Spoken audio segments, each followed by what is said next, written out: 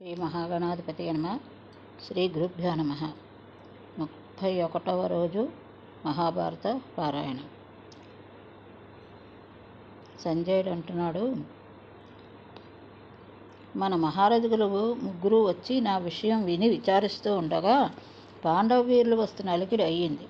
ఇక అక్కడ ఉండడం మంచిది కాదని నన్ను అంటే సంజయుడిని కృపాచార్యులు రథం మీదకి పంపించారు. పాండవ పక్షంలో ఉన్న యుయస్సుడు కృష్ణార్జునులతో సంప్రదించి దుర్యోధనుని అంతఃపుర జనాన్ని వారి రక్షక జనాన్ని హస్తినాపురం తరలించి విదురుని ఆజ్ఞానుసారం మీకు తెలియనివ్వకుండా ఎవరి మందిరాలకు వాళ్ళని పంపారు. పాండవ వీరులు మన జాడ తెలియక వారి శిబిరాలు చేరారు. మేము మళ్ళీ ఆ మడుగును సమీపించాం. ఆ మడుగు అంటే దుర్యోధనుడు దాక్కున్నటువంటి మడుగు అన్నమాట. మన యోధుల్లో అశ్వత్థామ ఇంకా సంగ్రామం కొనసాగించడానికి సన్నిద్ధంగా ఉన్న సుయోధనుడు ఆ రాత్రికి విశ్రాంతి తీసుకుని మర్నాడు ఉదయం ఆలోచిద్దాం అన్నాడు. ఇలా వీరు మాట్లాడుతూ ఉండగా సుయోధనుడు మడుగులో దాక్కున్న విషయం వేగుల నుండి భీముడికి, వాని ద్వారా ధర్మార్జునుడికి తెలిసి రథారూఢులై మడుగు సమీపానికి వచ్చారు. ఆ ధ్వని విన్న మన యోధులు దూరంగా వెళ్ళారు. ఎక్కడా మనిషి జాడ కనిపించక ఆలోచించి దుర్యోధనుడు మాయా విద్యతో ఎక్కడో దాగి ఉంటాడని భావించి కృష్ణుని సలహాను అనుసరించి ఆ మడుగు సమీపానికి చేరి పరిపరి విధాల అవమాన వాక్యాలతో రెచ్చగొట్టి మానధనుడైన నీ కొడుకును పౌరుషం రప్పించారు. ధర్మరాజు అడిగిన మాటలు సహించలేక నీ కొడుకు గట్టు మీదకి వచ్చి, పాండవాగ్రజ, ఎందుకింత యుద్ధం? ఎవరి కోసం? ఏ మిగిలిందని ఇంకా చెయ్యాలి యుద్ధం? కాదు, కదలడం తప్పదంటావా? కొంతసేపు విశ్రాంతి తీసుకురండి. ఇప్పుడే నేను ఏకాకిని, వాహనం కూడా లేదు. అయినా మీ అందరిని సంహరించి మా వీరుల రుణం తీర్చుకోగలను. కానీ నాకు ఆ కోరిక లేదు. ఈ రాజ్యమే దారపోస్తున్నాను. వెళ్ళి ఏలుకో అనగా ధర్మరాజు నవ్వుతూ, నీకు దిక్కు లేదే, ఇంకా నువ్వు దారపోసేది? ఈ పొల్లు మాటలు కట్టిపెట్టి వీరుడివై మాతో ఎవరో ఒకరితో యుద్ధం చెయ్యి. నీకు కావలసిన వాహనం, ఆయుధం తీసుకో అన్నాడు. సుయోధనుడు, ఈ సమయంలో నాకు రథం మీద ఎక్కి ఇన్నాళ్ళు సాగించిన యుద్ధం నడపాలని లేదు. గదాధారణ యుద్ధం సాగించాలని ఉంది అనగానే ధర్మరాజు తనతో గదాయుద్ధం సాగించమన్నాడు. ఆ మాటలతో కొరడా దెబ్బతిన్న మేల్జేతి గుర్రంలా దూకి తన సువర్ణభూషిత గదాదండంతో ప్రత్యక్షమయ్యేసరికి అందరికీ హడలు పుట్టింది. అంతలోనే వారికి నవ్వు వచ్చింది. దాంతో రోషం వచ్చి, మీలో నాతో రణక్రీడ సాగించదలసిన వారు రావచ్చు అనగానే ధర్మరాజు, తమ్ముడు, అంత తంత్రపడకు. యుద్ధానికి దిగినా మన బాంధవ్యాలు ప్రేమలు వదులుకుంటామా? ఇదిగో ఈ కవచం, శిరస్త్రాణం ధరించిరా అన్నాడు. ఈ అలంకారాలతో కౌరవాగ్రదుడు స్వర్ణగిరిలో నిలిచిన రాదలిచిన వారు రండి, చూద్దురుగాని నా గదాఘాతాల రుచి అని అట్టహాసం చేశాడు. ధర్మరాజే ముందడుగు వేయబోగా వాసుదేవుడు వారించి భీముని పంపించాడు. భీమసేన, గదాధారివై నిలిచిన నన్ను అమరేంద్రుడు కూడా అడ్డుకోలేడు. నువ్వు యుద్ధనీతి విడవకుండా హోరు సాగించు అని లంఘించాడు సుయోధనుడు. దుర్యోధన భీమసేనులు గదాయుద్ధం సాగించారన్న వార్త బలరాముడు తన శిష్యుడు క్రీడ చూడాలని కుతూహలంతో వచ్చాడు. అంటే బలరాముడు శిష్యుడు దుర్యోధనుడు అనమాట. ద్వైపాయన హ్రదం నుండి కదిలి రణరంగానికి వచ్చి వారు ఉభయులు మత్తేబాల వలె తమ గదాదండాలతో పోరు ప్రారంభించారు. ఆ గదలు ఒకదానికొకటి సోకి మంటలు పుట్టాయి. పదఘాతాలకు పర్వతాలు చలించాయి. వారి కన్నుల్లో విస్ఫులింగాలు పుట్టాయి. చిత్ర విచిత్ర గతులతో పరమ రమణీయంగా నడుపుతున్నారు రణక్రీడని. అప్పుడు వాసుదేవుడు అన్నాడు, అర్జున, చూసావా, ఉభయులు సమంగానే అభ్యసించిన సాధన చేసి సుయోధనుడు మరింత కౌశలం సాధించాడు. మన వాడికి శరీర బలం ఉంది కానీ సాధన లేదు కనుక దారి తప్పించకపోతే గెలుపు మంది కాదు అంటూనే వాసుదేవుడు భీమునికి కనిపించేటట్లుగా తన తొడలు చూపించాడు.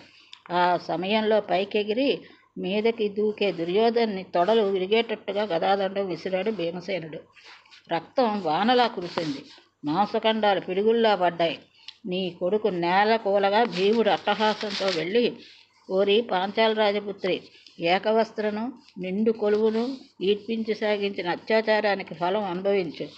ఈ ప్రాయశ్చిత్తం చాలా అని తన ఎడమకాలితో సుయోధని తల తన్ని అట్టహాసం చేస్తూ ఉంటే బలరాముడు ఊరు భాగానికి కింద గద తాడించరాదని భీముడు ఎరగడా అంటే ఊరు తడని గత్త కిందకి ఆడించకూడదని బలరాముడు తన శిష్యుడి తరపున వాదిస్తుంది అని క్రోధంతో వస్తూ ఉంటే వాసుదేవుడు వారించి, అన్నయ్య వీడి ప్రతిన ఉంది, పైగా కౌరవాగ్రజుడికి మైత్రేయ మహర్షి శాపం ఉంది, అవన్నీ కాక వాడు గగన వీధికి ఎగిరి దూకుతూ ఉంటే ఆత్మరక్షణ కోసం ఈ యోధుడు చేసిన ప్రయోగం అది.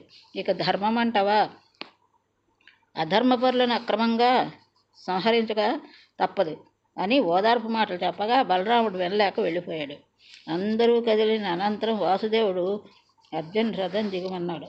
ఆ రథం భగ్గున మండింది. అర్జునుడు తెల్లబోగా దేవకీనందుడు అన్నాడు, బావా, ఆచార్య ద్రోణుడు రాధేయుడు విడిచిన బాణాగ్ని ఇంతవరకు నిరోధించాను అని నవ్వాడు. ఎప్పటికి అవసరం అవుతుందో అని రథాన్ని సజ్జితం చేసి ఉంచిన దారకుడు రథాన్నే తీసుకురాగా దాన్ని అధిరోహించి భోగవతి నదీ తీరాన ఆ రాత్రి గడపడానికి నిశ్చయించాడు వాసుదేవుడు. పరమ పతివ్రత గాంధారి పుత్రశోకంతో తమను శపించకుండా తగు రీతిని మాట్లాడవలసిందిగా కృష్ణుని పంపాడు ధర్మరాజు. అందుకని బయలుదేరాడు అనమాట. వాళ్ళ రథం బగ్గున మండిపోతే తర్వాత కృష్ణుడి రథంలో గాంధారి దగ్గరికి బయలుదేరుతున్నాడు. అప్పుడు వాసుదేవుడు హుటాహుటునుగా కరిపురం ప్రవేశించి గాంధారి దగ్గరికి వెళ్ళి ముఖ పాద ప్రక్షాళన చేసి విషయాలన్నీ వివరించి ఓదార్చి పరిపరి విధాలు ప్రశంసించి తిరిగి వచ్చాడు.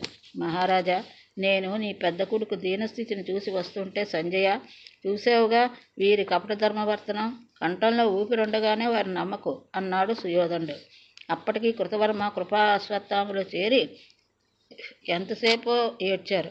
అశ్వత్థామ తేరుకుని, రారాజా, నన్ను సర్వ సైన్యాధిపతిని చెయ్యి, వాసుదేవ సమక్షంలో శత్రు నిశ్శేషం చేస్తాను అన్నాడు.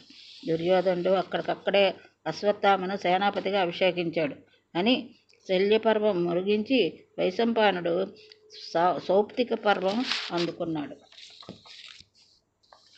సంజయుడు తిరిగి వచ్చి, మహారాజా, అప్పటికే పొద్దుకుంకింది. అభిషిక్తుడైన అశ్వత్థామ శాత్రవ సంహారం ఎలా సాగించాలా అని ఆలోచిస్తూ సేనా శిబిరాలకు దూరంగా ఓ చెట్టు కింద చేరాడు. అశ్వత్థామ కృపాచార్యుడు కృతవర్మ నిద్రపోయాడు. అశ్వత్థామకు కంటి మీద రెప్ప ఆడటం లేదు. ఆ సమయంలో అక్కడ మర్రి చెట్టు మీద గుడ్లగూబ విస్తృతంగా పక్షి సంహారం చేయడం కనిపించింది. ఏ ఉపాయంతో అయినా శత్రువును సంహరించడం రాజనీతి విరుద్ధం కాదు కనుక ఇప్పుడు నాకు ఈ ఉలోక మార్గం శ్రేష్టం అనుకుని పక్కనే పరున్న మహారథుకులిద్దరినీ మేలుకొల్పి తన ఊహ తెలిపాడు. ఉపాచార్యుడు అన్నాడు, నాయన, ఏ పనికైనా పురుషాకారం, దైవం, సాధన, సంపత్తి అవసరం. కర్షకుడు నడ్డి వంచి భూమి దున్ని పదును చేసి విత్తనాలు చల్లకపోతే వానలు కురిసి లాభం లేదు. ఎంతనంతా శ్రమపడ్డ బాణజినుకు పడకపోతే అంచేత మన కృషికి దైవం తోడు కావాలి, అది విస్మరించకు. ధర్మం విడవకుండా చేసే పనికి దైవం ఎప్పుడూ తోడ్పడతాడు. ఆవేశంలో భయకంపిత చిత్తంతో లోభవశీభూత హృదయుడై సాహసించేవాడు కార్యసాధకుడు కాడు. ఆవేశం ఉన్నవాడు భయకంపితంతో ఉన్నవాడు. వానిని లోకం హర్షించదు. ఇక నీ ఇష్టం అన్నాడు. ఆ అశ్వత్థామకి ఆ పలుకులు తలకెక్కలేదు. ఆర్య, మంచి చెడ్డలు ఎవడు వాడు నిర్ణయించుకుని వాడి దారి వాడు తొక్కుతాడు. ప్రజాపతి సృష్టి ప్రారంభించినాడు విప్రులకు శాంతిని, క్షత్రియులకు తేజస్సును, వైశ్యులకు దక్షతను అనుగ్రహించాడు. నేను విప్రవంశంలో పుట్టిన రాజధర్మం చేపట్టాను. నా తండ్రిని చంపిన యోధుడు ఇంకా జీవించుండగా నేను చేతులు ముడుచుకుని కూర్చోలేను. పాండవ బలం ఈ సమయంలో సుఖనిద్రతో ఉంటుంది. దుష్టద్యుమ్నుని తెగ నరికి మిగిలిన వారిని నిశ్చిత కరవాలడానికి బలిస్తే గాని నా గుండె వంట ఆరదన్నాడు అశ్వత్థామ. నాయన, నువ్వు బాగా అలసున్నావు, నిద్రపో. తెలతెలవారుతుండగా మనం ముగ్గురం వెళ్ళి కావలసిన కార్యం నెరవేరుద్దామని కృపాచార్యుడు శాంతివాక్యాలు పలుకగా, మామ, కాముడికి, లోభుడికి, క్రోధవసుడికి కునుకు వస్తుందా? అదీ కాక వాసుదేవుడు తోడుండగా పార్థుడు గాంధీవదారిగా నిలబడితే వాళ్ళిద్దరిని ఓడించడం మన తరం కాదు. ఇక నన్ను కాదనవద్దు అని కరవాలనం తీశాడు అశ్వత్థామ. నాయన, ఆయుధహీనుణ్ణి, వాహనశూన్యుణ్ణి, శరణాగతిని, రణదూరుణ్ణి చంపడం నీతి కాదని ఎరగవా? పైగా వాళ్ళంతా నిద్రలో ఉంటారు. నిద్ర చావుకు మారిపోయారు. అటువంటి పీనుగులను చంపడం నీ వంటి అస్త్రవిద్యుడికి ధర్మం కాదు అన్నాడు కృపాచార్యుడు. అప్పుడు అశ్వత్థామ అన్నాడు, మామ, ధర్మం మాట ఎత్తవద్దు. భీష్ములను, ద్రోణులను, కర్ణులను ధర్మంగా సంహరించారా? భూరిశ్రవును సాత్యాకి ఏం చేశాడు? ఇప్పటికిప్పుడు భీముడు చేసిన ఊరుభంగం మాట ఏమిటి? ఈ మీనాసు జాలించి వస్తే రండి అని చేశాడు అశ్వత్థామ. ముగ్గురు అగ్నిరూపులై రథాలు పాండవ శిబిరాల వైపు నడిపారు. అలా సాగే వేళ అశ్వత్థామ ఎదుట ఒక మహాభూతాకృతి గోచరించగా నిశ్చలంగా శస్త్రాస్త్రాలన్నీ సంధించి ఉంచాడు. ఆ భూతం అట్టహాసం చేస్తూ నిలబడ్డాడు. ఇదేదో ఉపద్రవాన్ని గ్రహించిన అశ్వత్థామ రథం దిగి పినాకపాణిని ఆరాధించడానికి వేదిక నిర్మించి అందులో ఆత్మార్పణం చేసి సంకల్పంతో రుద్రప్రార్థన చేశాడు. పరమశివుడు ప్రసన్నుడై తీవ్ర ధారారోచి రుదించిత ఖడ్గం అనుగ్రహించాడు అశ్వత్థామకి. ఆ దివ్యాస్త్రాలు ఒకదానితో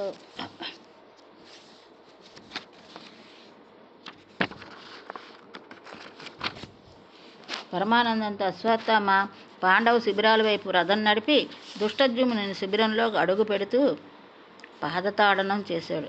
దుష్టద్యుమ్నుడు కన్నులు తెరిచే సమయంలో వాని జుట్టు పట్టి నేల పడగొట్టి మోకాలతో కుమ్ముతూ ముక్కు మీద ముష్టిఘాతాలు చేస్తూ ధనస్సు మీదనున్న అల్లెతాడు విప్పి వాని కంఠం చుట్టూ తిప్పి పశువుని చంపినట్టు చంపాడు.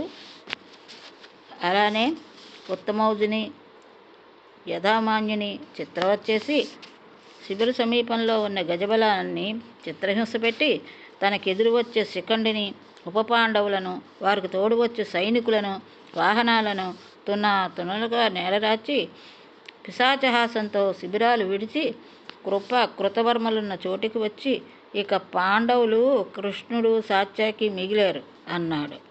అతని రాక్షసావేశం చూసిన మహాయోధులు విషన్న హృదయులే తలలు వంచుకున్నారు. ఇప్పుడు ఈ వార్త మన ప్రభువుకు నివేదించాలని అశ్వత్థామ రథం కదిలాడు. వారు కూడా అనుసరించారు. ఆఖరి శ్వాస తీసుకుంటున్న దుర్యోధనుడు అశ్వత్థామ చేసిన సాహస కార్యాన్ని విని ఆనందంతో కన్నుమూశాడు. మనం వీరస్వర్గంలో కలుసుకుందాం అంటూ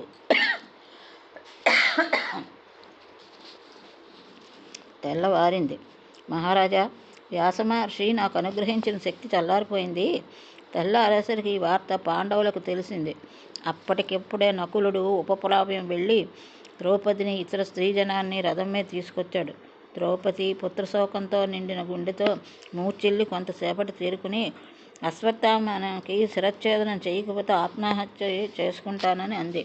కృష్ణుడన్నాడు, అమ్మాయి, గురుపుత్రుడు ఏ అడవికో పోయి ఉంటాడు, వెతికినా నీకెలా తెలుస్తుంది అనగా ద్రౌపది, అతనికి జన్మసిద్ధమైన శిరోమణి ఉంది, అది తెచ్చి ఇస్తే చాలు అని భీమసేనుని దగ్గరికి వెళ్ళి నువ్వు తప్ప ఈ పని చేసేవాళ్ళు ఎవరూ లేరు అని రెచ్చగొట్టి రథం ఎక్కించింది ద్రౌపది.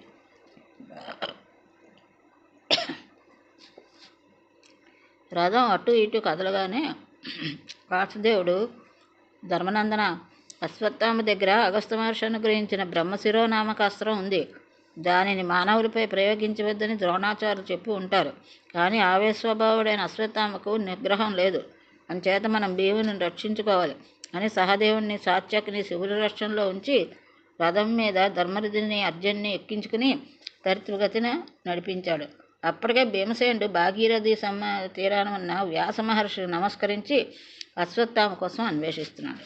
దేహమంతా విభూతి పూసుకుని తపోదీక్షలో ఉన్న అశ్వత్థామను కనిపించగానే బాణం సంధించి భీముడు, ఓరి కపటచిత్తుడా, చాలించి నీ తపస్సు, రా యుద్ధానికి అంటున్న వేళ కృష్ణుడి రథం కూడా అక్కడ చేరింది. అశ్వత్థామ రోషతామ్రాక్షుడై ఒక దర్భ తీసుకుని అభిమంత్రించి బ్రహ్మశిరోనామక విడుస్తూ అపాండవం చేసిరా అన్నాడు. అది చూసి అర్జునుడు కూడా గదగదలాడుతుంటే, అర్జున, గురుపుత్రుడు బ్రహ్మశిరోనాస్త్రం ప్రయోగించాడు, నువ్వు కూడా దీనిని ప్రయోగించి ఉపసంహరించు అన్నాడు కృష్ణుడు. తక్షణం సవ్యసాచి రథం దిగి గురువులను స్మరించి ఆ అస్త్రం ప్రయోగించాడు. ఆ 2 దివ్యాస్త్రాలు ఒకదానికొకటి ఢీకొని జ్వాలారోచనలతో విజృంభిస్తుంటే నారదుడు వ్యాసునితో వచ్చి ఉపసంహరించమనగా అర్జునుడు ఉపసంహరించిన అశ్వత్థామ ప్రాణభీతితో ఉపసంహరించకపోవడంతో, నాయనా, నీ శిరోమణి భీముడికిచ్చి ప్రాణరక్షణ చేసుకో అన్నాడు వ్యాసుడు.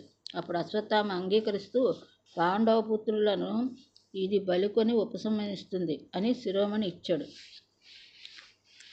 పాండవ పౌత్రులను ఇది బలికొని ఉపశమిస్తుందని శిరోమణి ఇచ్చాడు. ఆ అపరిమితానందంతో భీమసేనుడు ఆ మణి తెచ్చి ద్రౌపదికిచ్చి, భామ, దీంతో అశ్వత్థామ కీర్తి బుగ్గిపాలైంది. వాడు బతికినా మృతకల్పుడే అనగా ద్రుపదరాజనందన సంతోషించింది.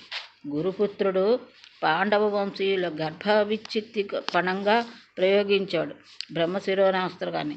ఇప్పుడది ఉత్తర గర్భఛేదానికి సాగుతూ ఉంటుంది కనుక దాన్ని సుదర్శనంతో రక్షిస్తాను అన్నాడు కృష్ణుడు. అశ్వత్థామ బ్రహ్మశిరోనాస్త్రాన్ని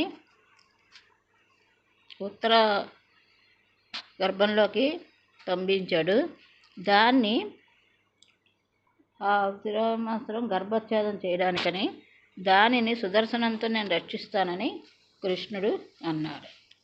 ఇప్పుడు భారత యుద్ధం ముగిసింది.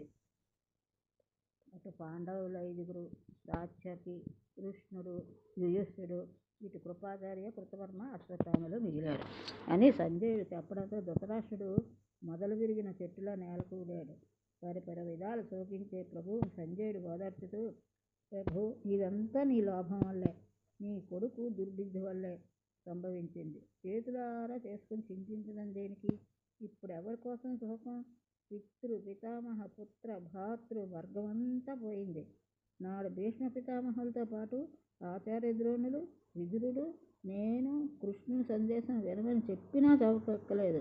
నీ కొడుకు సరే ఇంత శోకించకు అన్నాడు సంజయుడు. విదురుడు, మహారాజా, ఈ లోకమంతా నిస్సారమని గ్రహించినా వివేకులు శోకించరు. ఒక ఇల్లు మారి మరో ఇంట దిగుతున్నాం. అలానే మాసిన వస్త్రం విప్పి మరొకటి కట్టుకుంటున్నాం. కుమ్మరి కుండలు చేయడానికి సారి మీద మట్టి ముద్ద పెడతాడు. అందులో కొంత తడియారి విరుగుతుంది. మరొకటి కుండగా తయారు కాకుండానే పాడవుతుంది. తయారైంది ఆరబెడుతూ ఉంటే విరుగుతూ ఉంటాయి. కాలవడానికి ఆవలో పెట్టినప్పుడు కొన్ని విరుగుతాయి, వాడుతుండగా కొన్ని పగులుతాయి. మన జీవితాలు ఇంతే. పిండం ఏర్పడే సమయంలో గర్భస్రావం వల్ల కొన్ని ప్రసవేళ కొన్ని, బాలారిష్టంతో కొన్ని, యవ్వనంలో కొన్ని, వార్ధక్యంలో కొన్ని, ఇలా జీవులన్నీ పోయేవే, మిగిలేవి ఏవీ లేవు. ఎరుగరా ప్రభు, ఇది తెలిసిన వారెవరు శోకాన్ని దరిచేరనేవరు. సంసారం ఒక కారడి, బంధుమిత్రపుత్రాదులు క్రూరముగాలు, భార్య దీర్ఘరోగం, వార్ధక్యం మత్తగజం అని తెలియని వాడవు కావు. ఈ శరీరం రథం, సత్వగుణం సారథి, ఇంద్రియాలు గుర్రాలు, బుద్ధి వ్యాపారమే